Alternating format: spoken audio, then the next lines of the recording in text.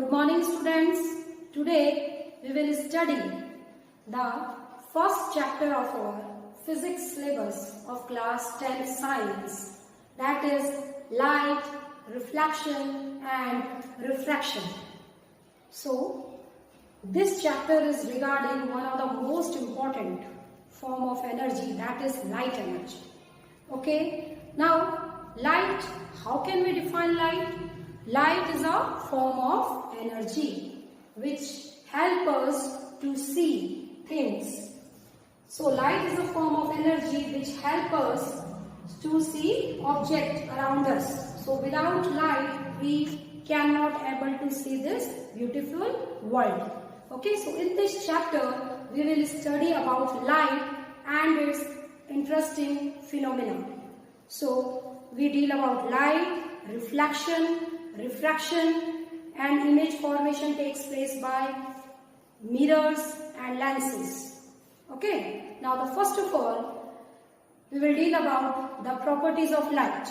Light, it is a source of energy, and without light no things can be, we cannot see anything around us. So how can we able to see things around us? When light falls on objects, it reflects the light, and when the reflected light reaches our eyes, then we can see the objects. We can able to see the objects only when there is a source of light. Okay, so in your previous classes you have studied about how the image formation takes place. So for image formation also source of light is necessary.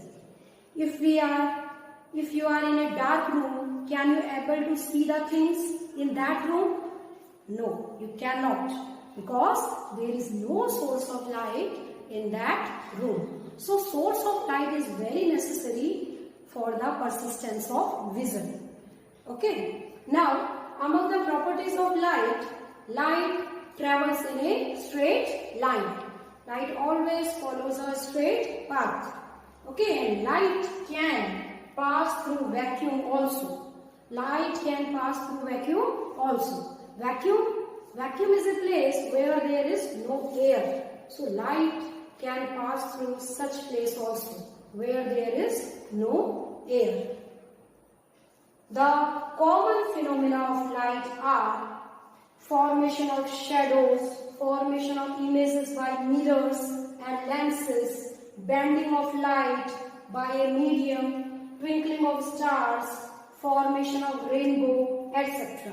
So there are so many wonderful phenomena in our nature or around us which are based on the concept of light, such as formation of shadows, formation of rainbow, bending of light, twinkling of stars, formation of images by mirrors and lenses. These all processes are based on the phenomena of light. Okay, so first of all we will discuss about reflection of light. Now we will discuss about reflection of light. Reflection. What is reflection? When light strikes on a shiny, polished or smooth surface, it returns back in the same medium.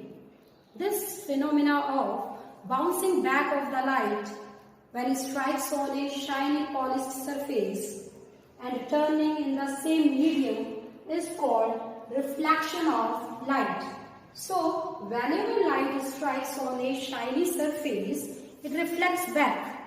Okay, this shiny surface may be a mirror also. So in case of mirrors, reflection takes place. Okay, now what are the laws of reflection? What are the laws of reflection? Basically there are two laws of reflection which you have studied in your previous classes also. Let us recall them. What are the laws of reflection? So this is a diagram. This is a figure showing the reflection in a plane mirror. Reflection in a plane mirror.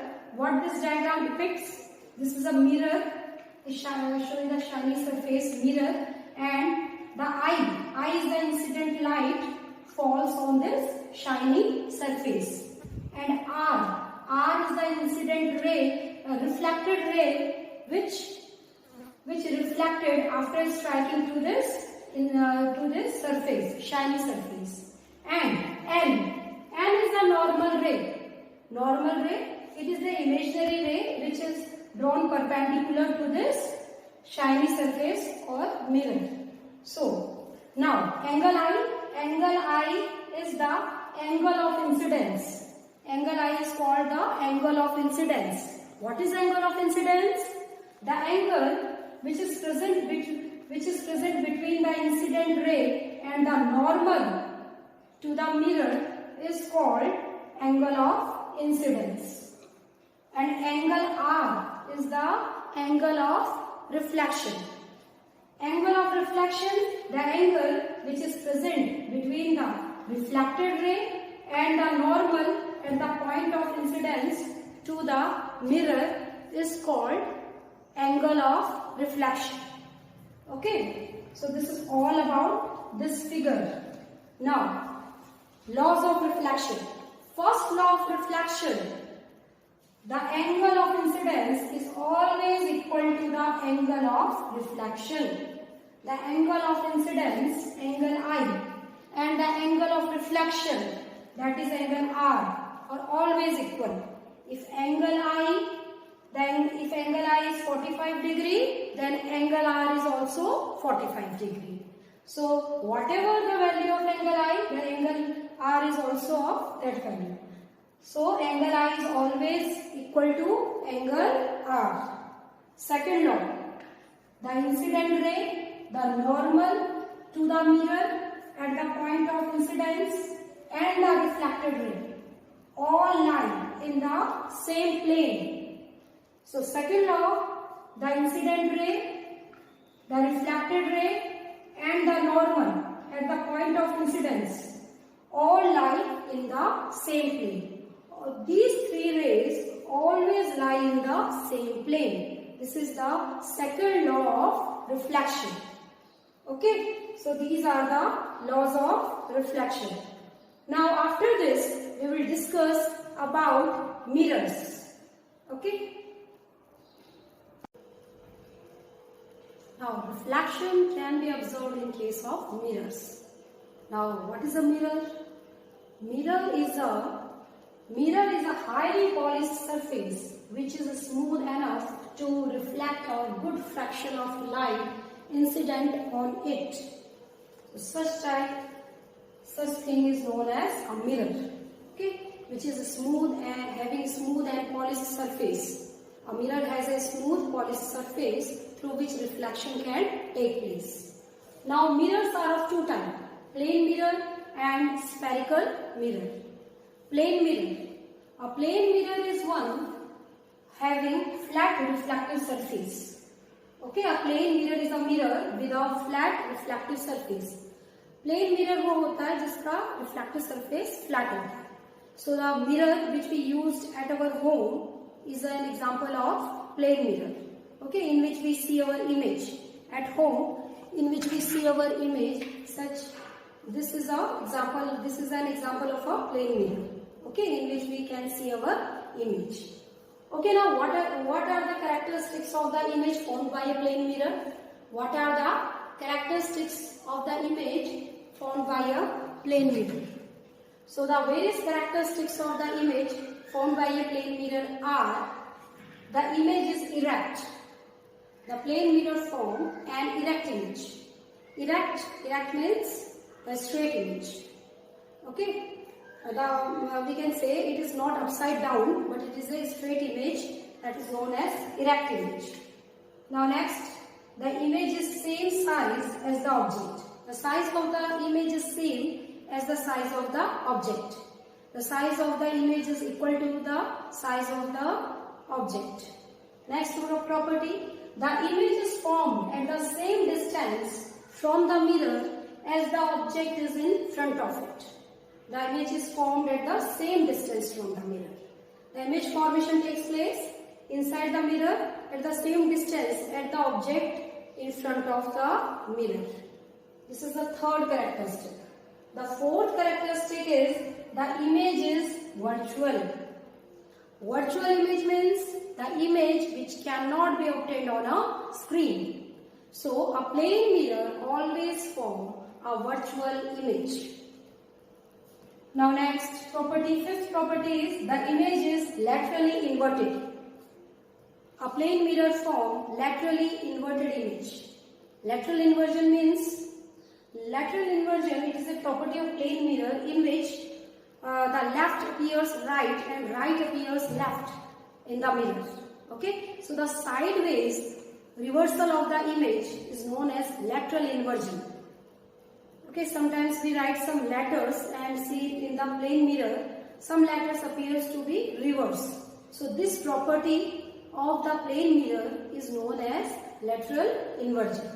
There are some symmetrical letters also, such as A, H, O, which appears as such because the sideways reversal not takes place in this case. So this property of right appears left and left appears right in case of plane mirror, a sideways reversal is known as lateral inversion.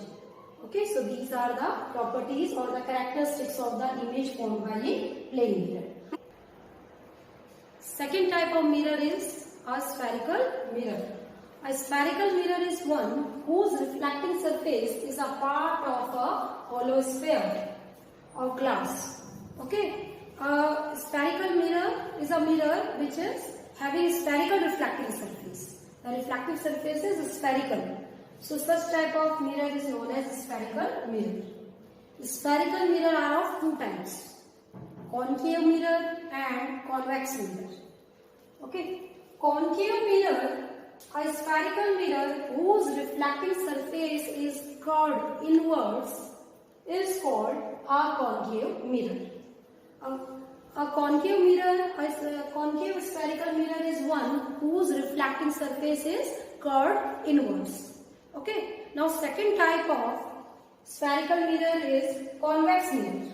A spherical mirror whose reflecting surface is curved outwards is called a convex mirror. Okay, figure A and figure B showing the convex and concave mirror. In figure A you are seeing that it is a figure of concave mirror. The reflecting surface is curved inwards. The reflecting surface is curved inwards. So it is a concave mirror. And in case of figure B, the reflecting surface is curved outwards. So it is a convex mirror. So in case of concave mirror, the reflecting surface is curved inwards. And in case of convex mirror, the reflecting surface is curved outwards. We can observe the convex and concave surfaces in a spoon also. In a spoon, the surface, the inside surface, this showing the concave mirror. Okay, and the outward surface showing the convex mirror. Okay, so in a spoon we can observe both concave and convex surfaces. So this is the concave surface and this is outside surface, this is the convex surface.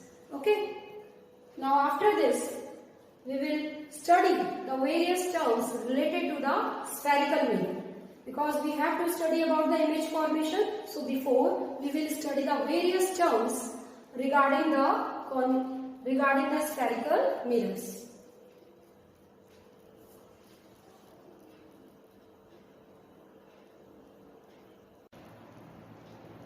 Students, in case of spherical mirror, there are some terms which we have to study. In order to understand the ray diagram, these terms are very much important. So first of all, we will see this term which are used in the study of spherical mirror. So these various terms are: first, pole of the mirror.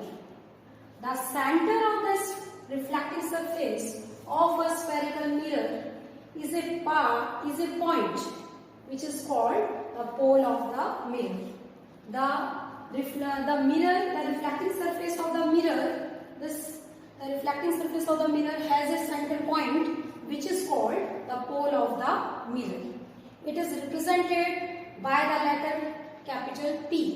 So the pole of the mirror is represented by letter P. Now, second term is center of curvature. It is the center of the sphere of which the mirror is a part. You know that this is a spherical mirror. If we extend this, it becomes a sphere. So the center of this sphere is called the center of curvature. Okay. So the center point of the mirror is called the center of curvature. In case of convex mirror also, this is the center of curvature. If we extend this, this becomes a mirror, this becomes a sphere, and the center of this sphere is called center of curvature. It is represented by the letter capital C. Center of curvature is represented by capital C. Next, radius of curvature. The radius of the sphere of which the reflecting surface of a spherical mirror forms a part is called the radius of curvature. This is concave mirror. If we extend this, it becomes a sphere. C is the center of this sphere. Okay, and the distance from the pole to the center of the sphere is called radius of curvature. So the radius of the sphere of which the reflecting surface of the mirror forms a part is called radius of curvature. Similarly, in case of convex mirror, the PC distance represents the radius of curvature. So, radius of curvature is represented by the letter capital R. Okay, in the figure A and figure B, the R is equal to the distance PC. So, the radius of curvature in these two diagrams is represented by the distance PC. Okay. Now the next term is, fourth term regarding spherical mirror is principal axis. It is the straight line passing through the center of curvature C and the pole of the mirror P. So the straight line passing through the center of curvature and pole of the mirror is called principal axis. In these two figures A and B, it is represented by XY. So XY is principal axis. Okay. Now next, principal focus. Principal focus in a concave mirror. In case of concave mirror, rays of light parallel to the principal axis after reflection meet at a point on the principal axis, which is called principal focus.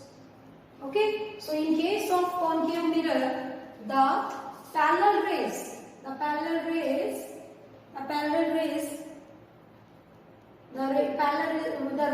parallel to the principal axis after reflection meet at a point. This is a parallel ray. After reflection, these rays meet at a point on the principal axis, which is called principal focus. Okay, in case of concave mirror. Now similarly, in case of convex mirror, rays of light parallel to the principal axis after reflection get diverged and appear to come from a point on the principal axis behind the mirror, which is called principal focus.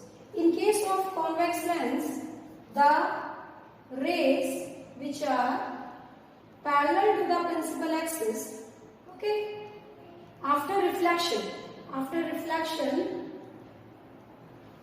these are the parallel rays, okay. Now what happens after reflection? We reflect away, or when we extend these lines, these appear to be diverged from a point or come to meet a point which is called principal focus.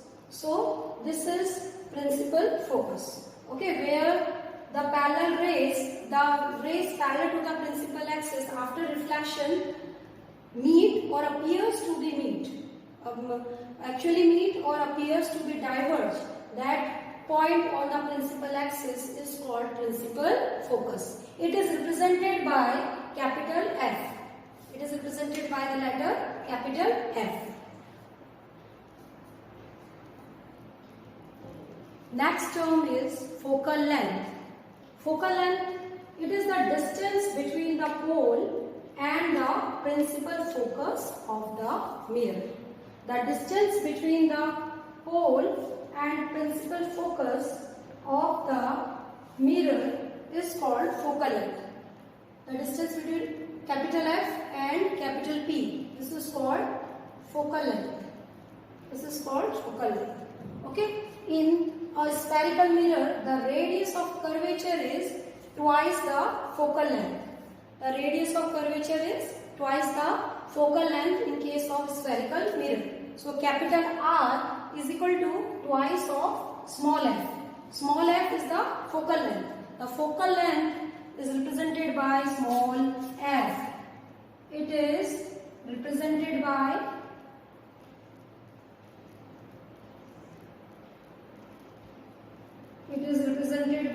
small f. Okay.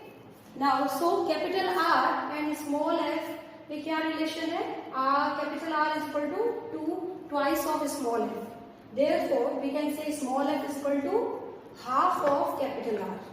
Okay. Now, if radius of curvature is 20 centimeter, then focal length will be 10 centimeter. Okay, then focal length will be 10 centimeter because it is half of radius of curvature. Okay. Now the last term is aperture. Aperture, the diameter of the reflecting surface of a spherical mirror is called its aperture. The diameter of the reflecting surface. Here M dash. Okay, so the diameter of the reflecting surface of a spherical mirror is called its aperture. So these are the various terms related to the spherical mirror. Okay, thank you students.